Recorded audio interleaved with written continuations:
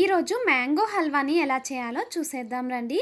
దీనికోసం ముందుగా బాగా పండిన మ్యాంగోని తీసుకుని పొట్టు మొత్తం తీసేసి లోపలన్న గుజ్జు మొత్తాన్ని ఎక్స్ట్రాక్ట్ చేసి తీసుకోవాలి.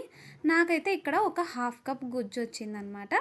దీన్ని పక్కన పెట్టేసి ప్యాన్లోకి నెయ్యిని యాడ్ చేసుకుని మీకు నచ్చిన డ్రై ఫ్రూట్స్ని యాడ్ చేసుకొని బాగా ఫ్రై చేసుకొని తీసి పక్కన పెట్టుకోవాలి.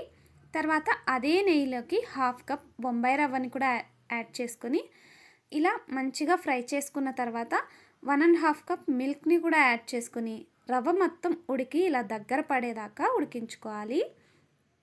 తర్వాత ఇందులోకే హాఫ్ కప్ షుగర్ని కూడా యాడ్ చేసుకొని షుగర్ మొత్తం బాగా మెల్ట్ అయిన తర్వాత కొద్దిగా కలర్ కోసం పసుపు, తర్వాత మనం చేసి పెట్టుకున్న మ్యాంగో పల్ప్ ఉంది కదా, దాన్ని కూడా యాడ్ చేసుకొని జస్ట్ ఒక 2 మినిట్స్ ఫ్రై చేసుకుంటే ఉడికించుకుంటే సరిపోతుంది.